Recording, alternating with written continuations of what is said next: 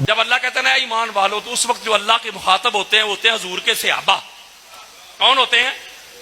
بولے، یعنی اللہ کہتا ہے اے نبی کے صحابیوں، اللہ سے ڈرو اور سچوں کے ساتھ ہو جاؤ۔ نہیں، ایسی بات نہیں ہے۔ یا ایھا الذین آمنو جہاں پر بھی آتا ہے، خطاب ہوتا ہے صرف صحابہ کرام کو نہیں ہوتا، جمیع اہل ایمان کو ہوتا ہے، جس میں اہل بیت اطہار بھی شامل ہیں۔ یہ اس کی 2 نمبری ہے۔ جب یہ بات کرتا ہے، اپنے خود ساختہ دلائل دیتا ہے، تو صحابہ کرام کو ایک طرف رکھتا ہے، اہل بیت اطہار کو ایک طرف رکھتا ہے۔ جو دلائل آتے ہیں اچھائی میں وہ اہل بیت اطہار کی طرف لے کر جاتا ہے، اور صحابہ کرام کو بالکل ایک طرف رکھتا ہے۔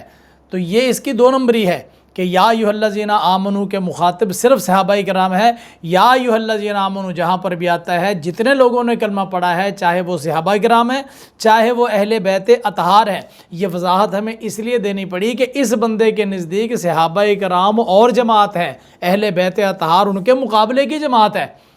تو جب یہ خود فرق رکھتا ہے، تو آج یہ کہہ رہا ہے کہ یا ایھا الذین آمنو سے مراد صرف صحابہ کرام ہے، تو پھر اہل بیت اطہار، مولا کائنات کو آپ نے خارج کر دیا ان میں سے۔ آپ نے تو ان کے لیے ایمان ہی ثابت نہیں کیا، کیونکہ وہ تو اہل بیت اطہار میں سے ہیں۔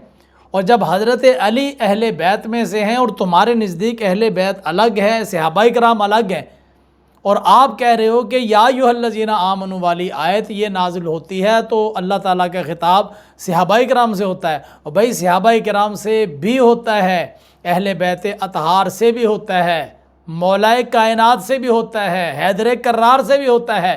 تو یا ایھا الذین آمنو کہہ کر جو بات کہی جائے گی، جب یہ اپنے عموم پر ہوگی اس وقت یہ سب کو شامل ہوگی۔ ہاں، کہیں پر کوئی دلیل خصوص آ جائے تو پھر وہ اس کا خطاب جو ہے وہ ہو جائے گا اسی کی جانب جس کے حق میں دلیل خصوص آیا کرتی ہے۔ یہ بندہ جگہ جگہ پر 2 نمبری کر رہا ہے، اور ہم آپ کو اس کی 2 نمبریاں کھول کھول کر دکھا رہے ہیں۔